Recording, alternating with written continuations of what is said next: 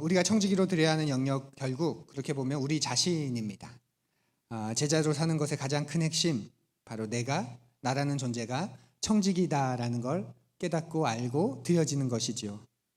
그렇지 않으면, 나를 청지기로 드리지 못하면 내가 가지고 있는 것, 시간, 재정, 재능, 은사, 또 관계, 건강, 이런 것들을 진실되게 청지기로 내드릴 수 없죠. 내 자신을 주님께 먼저 드려야 내게 있는 소중한 것들을 드릴 수 있기 때문입니다. 우리는 그리스도인이라는 정체성을 가지고 있는데, 그럼에도 여전히 헌신되지 않는, 또 온전히 헌신되지 않는 그런 모습을 가지고 살아갑니다. 성경에서 이런 모습을 뭐라고 말할까요? 어린아이 같다, 그렇게 말하죠. 어린아이 같다. 바울 사도는 특히 예수님을 믿은 지 꽤 오래된 그리스도인들이 여전히 어린아이로 머물러 있는 것을 굉장히 안타까워합니다. 그래서 편지를 써서 권면합니다. 영적인 어린이 되도록, 영적인 부모가 되도록, 장성하도록.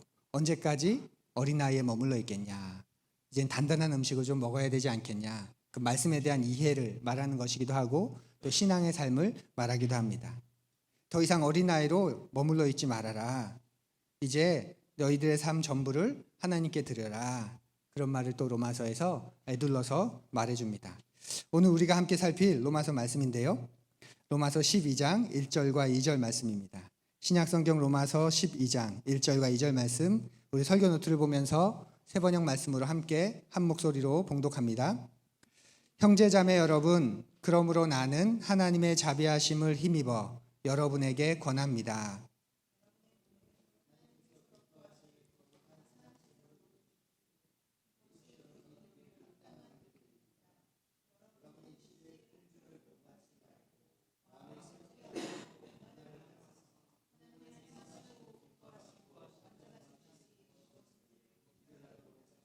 아멘.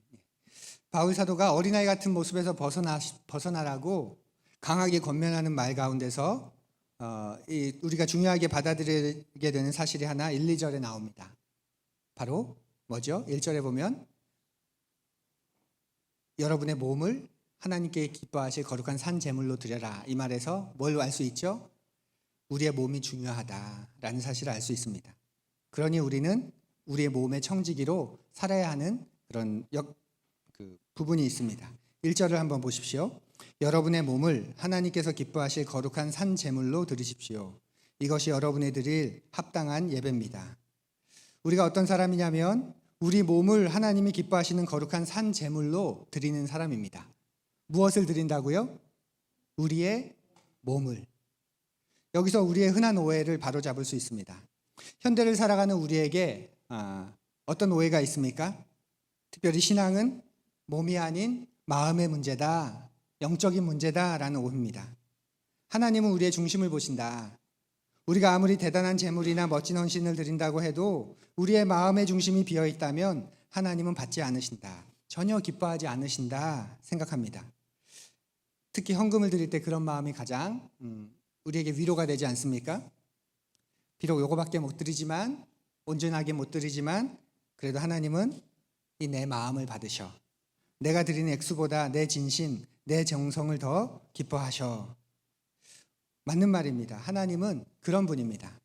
그런데 바울 사도는 지금 그런 마음의 문제를 다루기보다는 몸을 드려라 이렇게 말합니다. 왜냐하면 우리가 구원받았다는 건, 여러분이 구원받았다는 건 여러분의 영혼이, 여러분의 속사람이 구원받았다는 뜻일 뿐만 아니라 여러분의 몸도 구원받은 것을 뜻하기 때문에 그렇습니다.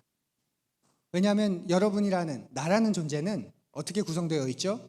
영혼과 몸으로 구성되어 있습니다. 영혼과 몸. 생각해 보십시오. 몸이 없는 영혼, 몸이 없는 나, 상상할 수 있을까요? 또 반대도 마찬가지죠. 영혼이 없는 몸, 영혼이 없는 나, 상상할 수 있을까요? 우리는 모두 영혼과 몸으로 존재합니다. 그리고 내가 구원받았다는 말은 나의 영혼과 몸이 모두 구원을 받았다라는 그런 뜻이 됩니다. 그래서 예수 그리스도를 통해 우리에게 주신 구원은 완전한 구원이 되는 거죠. 완전한 구원. 전인격적인 구원이 될 수 있는 겁니다. 그런데 바울 사도의 이 말은 이 당시 사람들에게는 꽤나 큰 충격이었을 겁니다. 여러분의 몸을 하나님께 드리십시오. 이 말은 이 당시 사람들에게는 잘 삼켜지지 않는 그런 말입니다. 왜냐하면 당시 주류 사상에서는 받아들일 여지가 굉장히 없었기 때문입니다. 당시가 그리스 로마 사회였죠. 그리스 로마 사회. 그리스 로마 사회를 관통하는 철학과 사상이 뭐죠? 헬라 사상이죠. 헬라 철학, 그리스 로마 철학. 가장 대표격인 사람이 소크라테스의 대자인 플라톤입니다. 플라톤의 철학, 플라톤의 사상이 이 헬라 문화 전반에 가득 차 있습니다. 그게 로마 사회를, 로마의 철학을, 로마의 문화를, 로마의 미술을 이렇게 지탱하고 있었습니다. 그 사상의 대표적인 게 뭐죠? 한 번쯤은 들어보셨을 플라톤 하면 이데아 사상. 윤리 시간에 우리 배웠잖아요. 이데아 사상입니다. 그게 뭐냐면 모든 사물의 본질, 모든 사물의 근원 바로 이데아다. 이데아라고 하는 어떤 정신 혹은 진리, 더 고차원적인 물질 세계를 넘어서는, 존재하는 세계를 넘어서는 더 높은 차원의 이데아, 그 진리, 그것이 이 플라톤이 말한 이데아 사상입니다. 그래서 그리스 로마 철학에서는 물질 세계는 저급한 것, 정신은 온전한 것, 이렇게 여깁니다. 왜냐하면 이 이데아는 물질 세계 밖에 존재하기 때문이죠. 그래서 몸을, 이 물질의 세계를 무덤으로 여겼습니다. 몸은 무덤이다. 내 이데아를 가두고 있으니, 나의 정신을 가둬두고 있으니, 몸은 언제나 무엇인가의 제한을 받고 또 영향을 받고 몸에는 한계가 있습니다. 그래서 이들이 뭘 꿈꿨냐면 이데아가 이 몸으로부터 해방되는 걸 꿈꿨습니다. 이데아가 내 몸으로부터 해방되는 것, 감옥을 벗어나는 거죠. 그래서 이들에게 죽음은 그렇게 심각한 게 아니었습니다. 어떤 의미에서는 환영받을 만한 일이었죠. 왜냐하면 이데아가, 내 정신이 내 몸을 벗어나는 일이었기 때문에. 그리고 노예들에게는, 여성들과 어린아이들과 또 노예들에게는 이 이데아가 없다고 생각했죠. 정신세계가. 그러니 저 저급한 몸, 저급한 육체를 함부로 하는 것, 그걸 희생시키게 만드는 것, 그건 아무런 거리낌이 없는 그런 일이었습니다. 왜냐하면 이데아가 없는 존재들이니까. 그런 시대에 그런 사람들에게 너의 몸을 하나님께 산제물로 드려라, 이 말은 쉽게 받아들여지지 않는 그런 말이었을 겁니다. 아니, 어떻게 우리의 저급한 몸을, 이 무덤 같은 몸을 신에게 드린단 말인가? 대번 반발했을 겁니다. 그런데 이런 생각은 오늘날에도 볼 수 있지 않나요? 특별히 사이비 종교를 보면 이 이분법이 극명하게 드러나죠.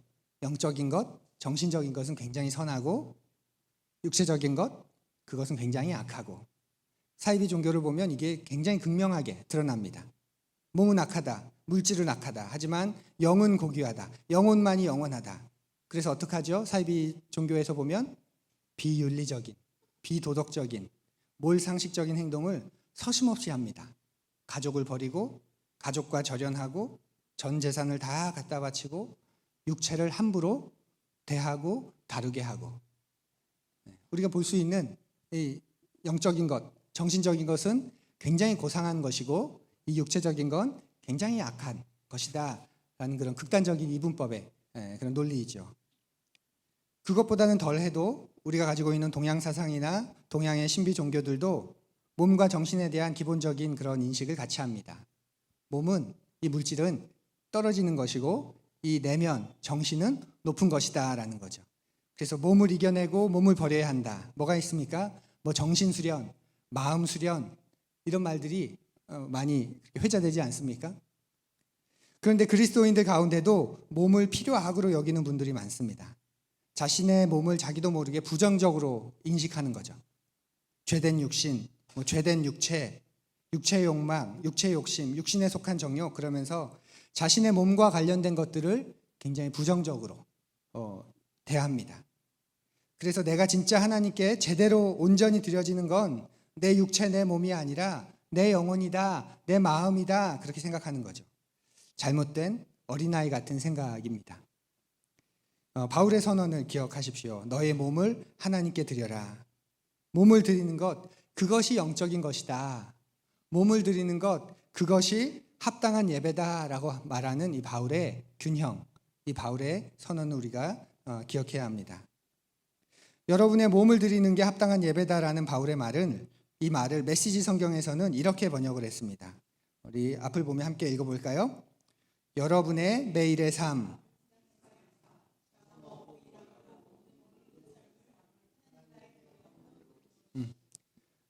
너의 몸을 하나님께 드려라 이 말은 예배 시간 잘 지켜라. 예배 시간에 와서 움직이지 말고 집중해라.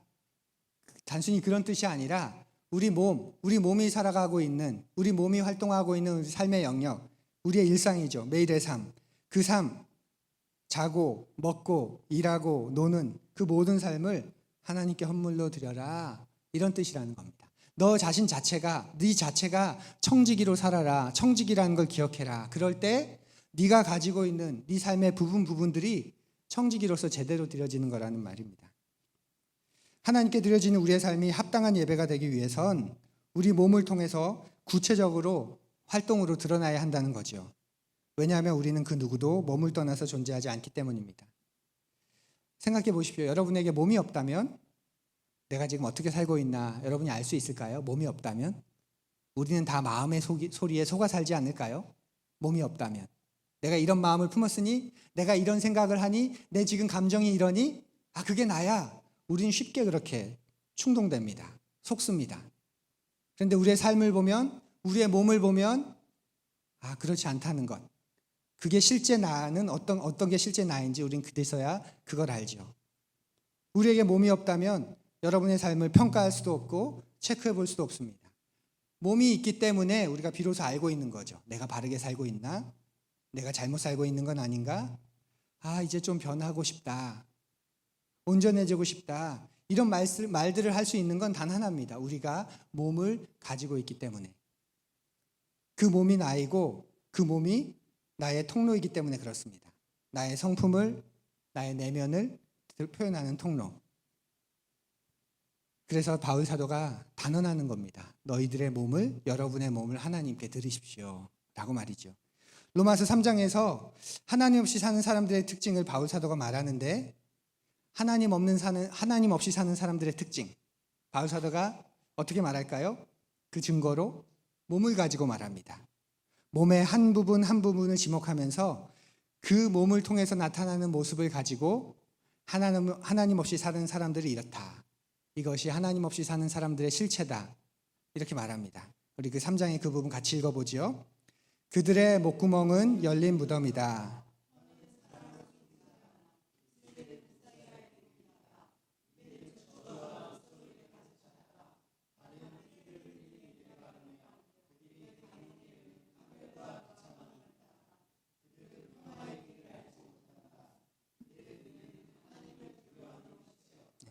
몸의 한 부분을 지목하면서 하나님 없는 삶의 모습에 대해서 말합니다.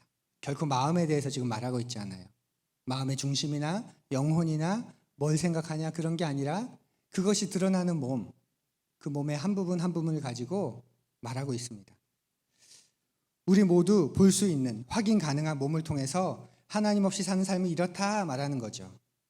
그러면서 로마서 6장에서는 그러니 여러분의 몸을 죄에 맡겨서 불의의 병기, 불의의 도구가 되게 하지 말고 의의 병기로, 의의 도구가 되게 하십시오 하고 간곡하게 권면합니다. 그 부분도 같이 읽어보지요. 그러므로 여러분은 여러분의 지체를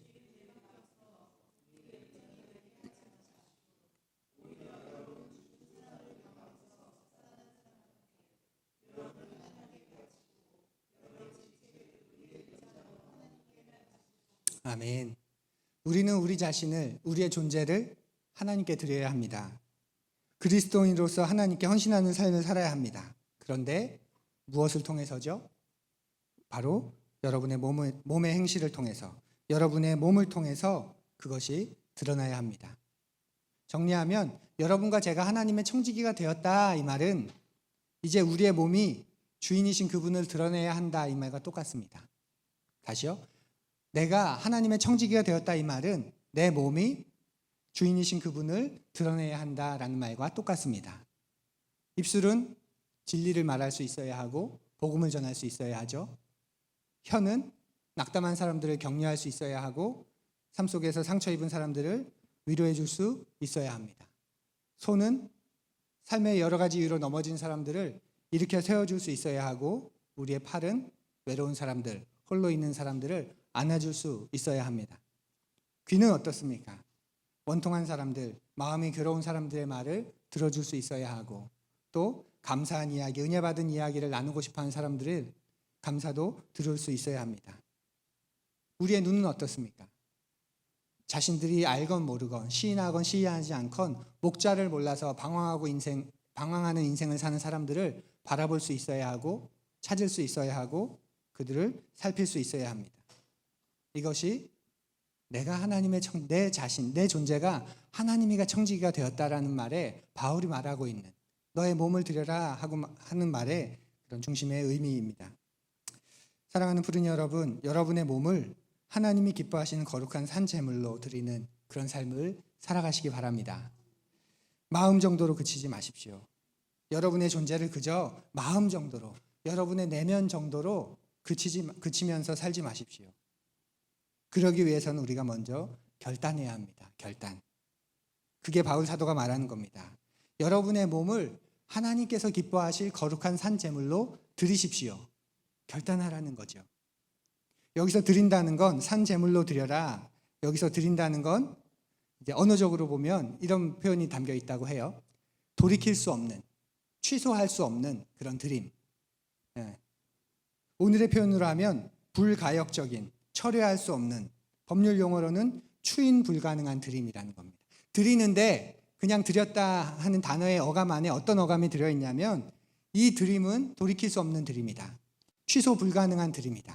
불가역적인, 어려운 말 같은데 쉽죠? 불가, 안 된다는 거죠. 뭐가? 역, 바꾸는 게. 이렇게 하기로 했으니 불가역, 되돌리는 건 아니다. 되돌릴 수는 없다. 그런 말입니다. 그런 드림이라고 헬라어의 어원에 그 어감 안에 들어있다고 합니다. 그러니까 우리가 하나님께 몸을 드린다는 건 바울의 표현에 비르면 이런 겁니다. 드리는 척 하는 게 아니라 진짜 드려라. 그런데 드리는 건 돌이킬 수 없는, 다른 말로 이야기하면 여러분의 평생의 헌신으로 드리는 것이어야 한다. 일회성이 아닌 평생의 헌신. 그러면서 바울 사도가 구약의 제사와 신약의 제사를 비교하는 겁니다. 구약의 제사는 어떤 제사냐? 죽은 제사다. 왜 죽은 제사죠? 한 번 드리고 나면 끝나는 제사이기 때문에. 한 번 드리고 나면 그 제사의 효력은 끝납니다. 그래서 또 다른 문제가 생기면 어떻게 해야죠? 또 제물을 가져와서 또 제사를 드려야죠. 이 제사, 구약의 제사는 죽은 제사다. 그런데 신약의 제사는 산제사다라고 말하죠. 산제사. 왜냐하면 한 번 드리고 나면 효력이 끝나는 제사가 아니라 계속 이어지기 때문에 그렇습니다. 그 제사가 계속 이어지니 그 제물인 나는 어떻게 해야 됩니까? 계속 나를 드려야 되는 거죠. 예수 그리스도가 산 제물이 되신 이유는 뭡니까? 그분의 단 한 번의 죽으심, 그 죽으심이 영원 전부터 영원 후까지, 태초부터 세상 끝날까지 계속 이어지는, 계속 효력이 있는 그런 제사이기 때문에 그분의 제사에 효력이 있는 거죠. 마찬가지로 우리도 이제 그분을 따라 우리 자신을 산 제물로 드려야 하는데 그 제사는 한 번 드리고 끝나는 제사가, 한 번 결단하고 끝나는, 한 번 마음 먹고 끝나는 그런 드림이 아니라 계속해서 평생의 헌신으로 드려야 되는 그런 제사다, 제물이다라는 그런 의미입니다. 예수님은 이렇게 나를 산제물로 드리는 걸 이렇게 말씀합니다. 앞을 보며 우리 함께 읽습니다. 그리고 예수께서 모든 사람에게 말씀하셨다.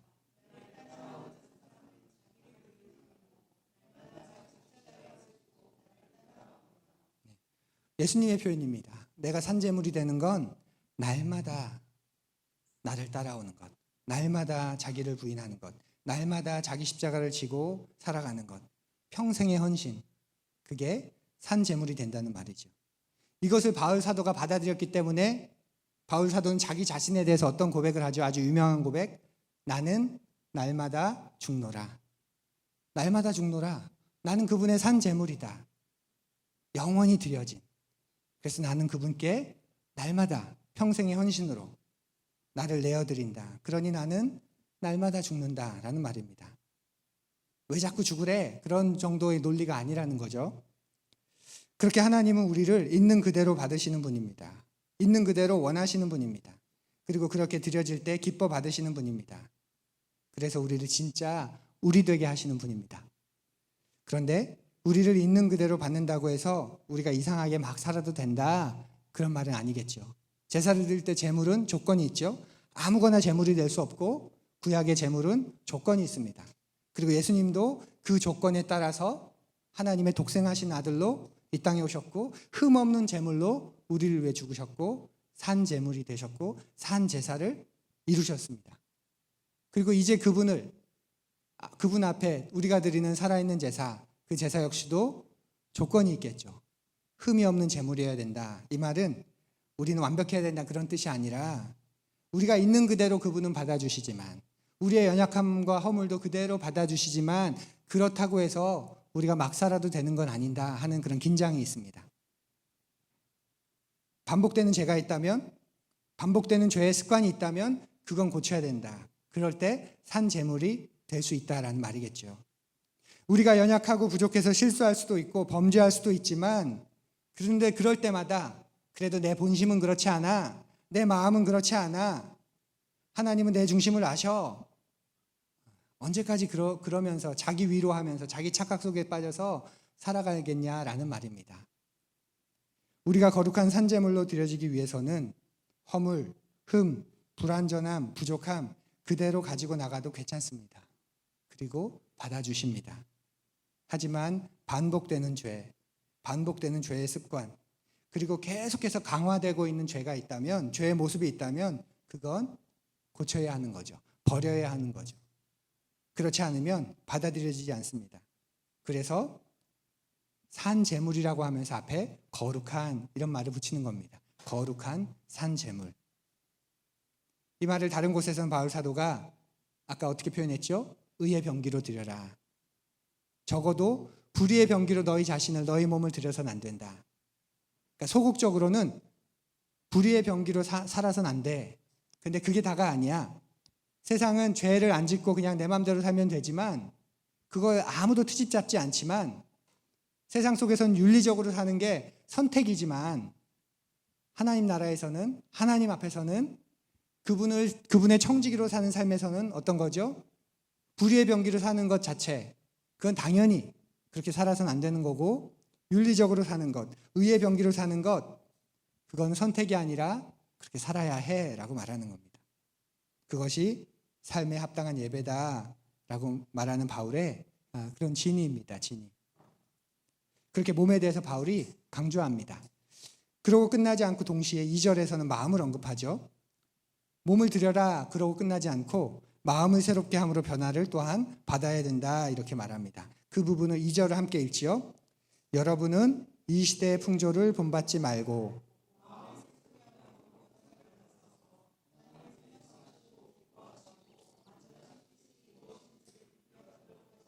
아멘. 우리가 하나님의 청지기로 사는 건 우리의 몸을 드리는 거예요. 그런데 또 바울은 2절에서 우리가 청지기로 사는 건 몸과 더불어 우리의 마음을 드리는 거다. 마음이 변화되어야 되는 거다 이렇게 말합니다. 마음이란 게 뭘까요? 마음. 알 것 같은데 또 막상 말하자니 그거. 이럴 땐 전라도 사람들이 유리합니다. 마음 뭐예요? 거시기. 거시기 알잖아요. 거시기. 그러게 표현을 하자니 그런데 하자니 알 것 같은 마음이 뭘까요? 심리학에서는 마음을 의식이라고 말합니다. 의식. 심리학에서는 마음. 또 마음 그러면 우리가 육체의 반대로 생각하죠. 육체의 반대 마음. 그렇게 보면 마음은 정신 정도로 우리가 상식적으로 현대사회에서는 이해할 수 있을 겁니다. 그러면 성경에서는 마음을 어떻게 표현할까? 마음은 이런 거야 라고 말하진 않지만 성경이 마음을 대하는 그런 구절들과 말씀들을 보면 마음은 곧 내 자아, 나인데 그 나를 이루는 내 속 안의 나라고 성경은 말합니다. 나라고 하는 걸 만들어내는 그런 안에 있는 나, 그 자아, 그걸 마음이라고 봅니다. 나라를 존재를 만들어내는 수많은 요소들이 있죠. 내가 뭘 좋아하는지, 뭘 갈망하는지, 뭘 사랑하는지, 내 신념은 어떤지, 내 성향은 어떤지, 또 내 기질은 어떤지. 마음은 이런 요소들에 대해서 영향을 주는 거라는 거죠. 그래서 마음으로부터 생각이 나오니까 마음을 깨끗이 하고 마음을 잘 정돈하라고 말하죠. 마음으로부터 행동이 나오기 때문에 마음을 잘 다스려라 라고 말합니다. 성경이 말하는 마음은 내 자아입니다. 내 자아. 그러니 우리의 마음이 새롭게 된다는 건 나라는 존재, 내 자아가 새롭게 되지 않으면 우리의 마음이 하나님을 향해 눈이 멀게 되고, 그렇게 되는 순간 하나님을 주인으로 섬기는 일이 그때부터 어떤 일이 될까요? 참 힘든 일, 참 고된 일, 마땅한 일이 아니라, 그렇게 할 만한 가치가 있는 그런 일이 아니라 궁상맞은 일, 또 피곤한 일, 그런 일이 될 수밖에 없습니다. 우리의 마음이 눈 멀게 되면. 그리고 나서 이 세상의 것들을 선택하는 게 훨씬 더 행복하다, 안전하고 즐겁다, 그렇게 마음에서부터 선택하고 추종하게 되는 거죠.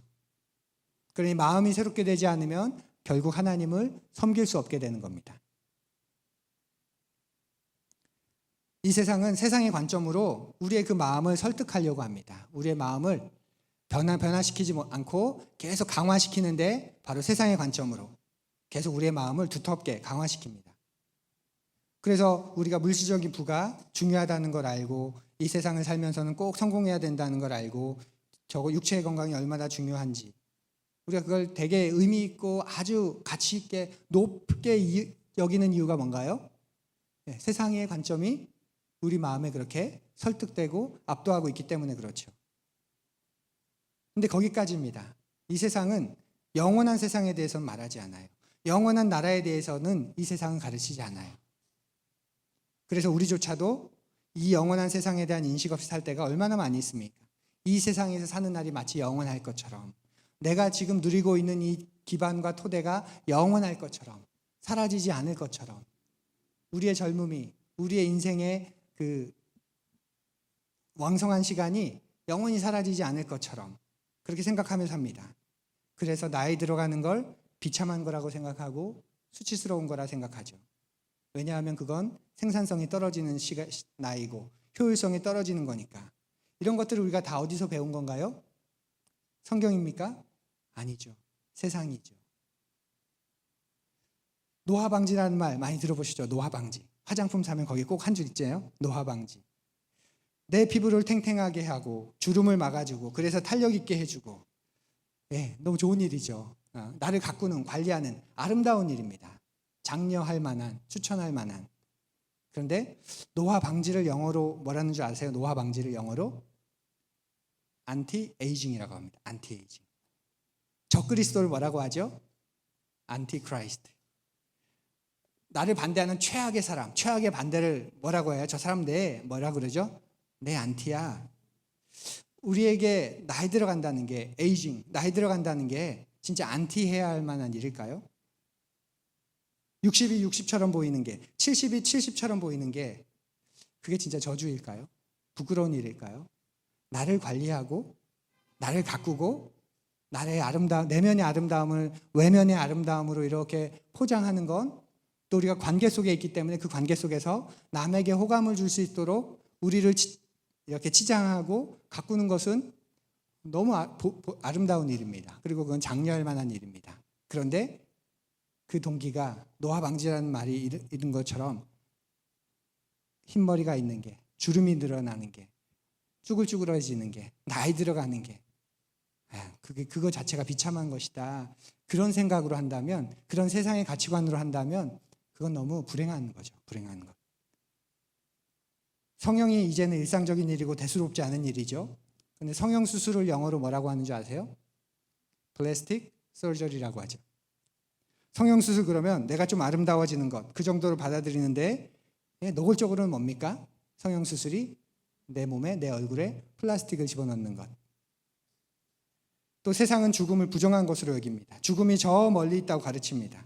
그런데 성경은 오늘을 마지막 날이라고 생각하면서, 이제 곧 구주께서 오실 거라고 생각하면서 오늘을 살아라, 종말이 다가왔다는 종말론적인 관점을 가지고 이 땅의 모든 것들이 하나님 앞에서 심판을 당할 것을 생각하면서 염두에 두면서 살아라, 이렇게 말합니다.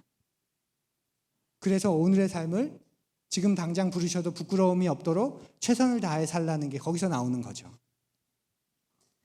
세상의 관점으로만 우리가 살 때, 세상의 관점이 우리 안에서 우리의 마음을 중심을 잡을 때 나타나는 모습은 비슷할 수 있지만 그 근거와 동기는 상당히 다르게 될 수밖에 없습니다. 그래서 우리의 삶이, 특별히 우리의 마음이 온전히 드려지는 거룩한 산 제사가 되려면 우리의 마음이 새로워져야 된다는 것, 영적인 분별력이 희미해져서는 안 된다는 걸 뜻합니다.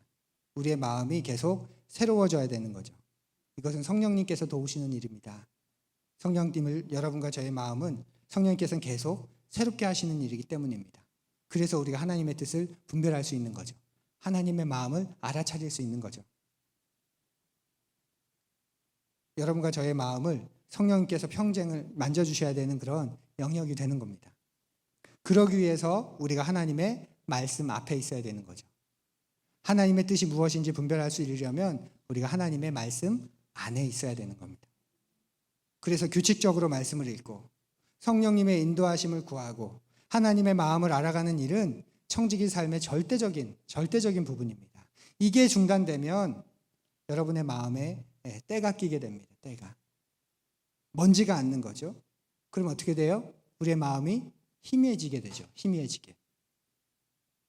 희미해진 마음이 어떻게 됩니까? 여러분의 행동을 당연히 영향을 주게 되겠죠. 여러분의 행동도 그것에 영향을 받습니다. 이게 우리의 마음을 새롭게 한다는 바울의 말입니다. 사랑하는 푸른 여러분, 여러분은 여러분의 마음의 청직입니다. 다시요. 여러분은 여러분의 마음의 청직입니다.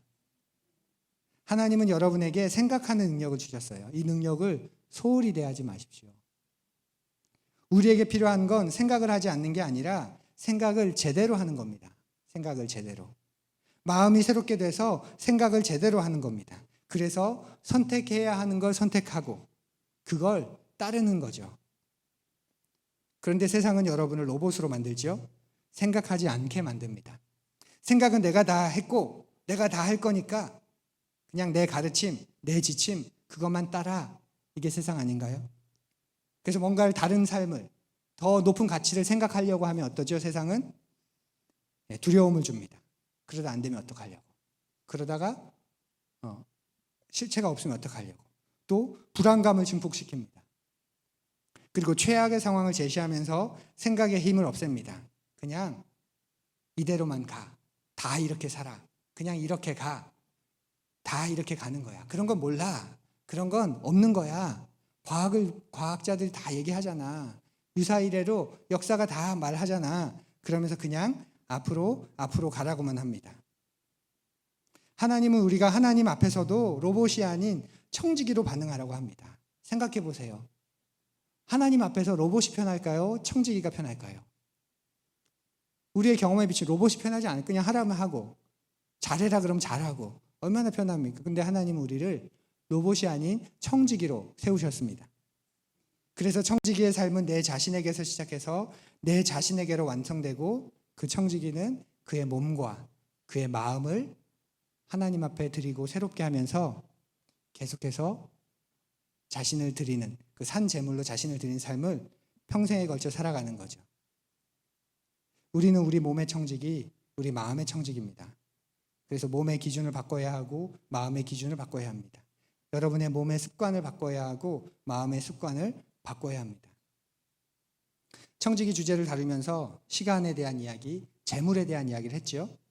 아마 시간이 조금 더 있었다면 재능에 대한 이야기, 관계에 대한 이야기, 직업에 대한 이야기, 미래에 대한 이야기, 성과 관련된 이야기, 더 많은 영역들을 분명 다뤘을 겁니다. 그런데 우리의 목표는 내 삶의 어떤 특정 영역에서 청지기적인 모습이 드러나는 것 그 정도가 아닙니다.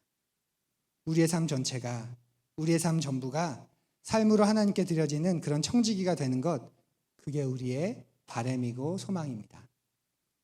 그래서 우리가 함께 걸어가는 거죠. 신앙생활은 각자다라는 말로 자신을 속이지 않고 함께 모이고 함께 영향을 받고 함께 일상을 나누고 함께 서로를 공개하고 그렇게 한 걸음 한 걸음 걸어가는 겁니다. 그런 노력 없이, 그런 수고 없이, 그런 누림이 없이 여러분의 삶이 변하기를 생각한다면 여러분 스스로가 여러분을 속이는 것일 뿐입니다.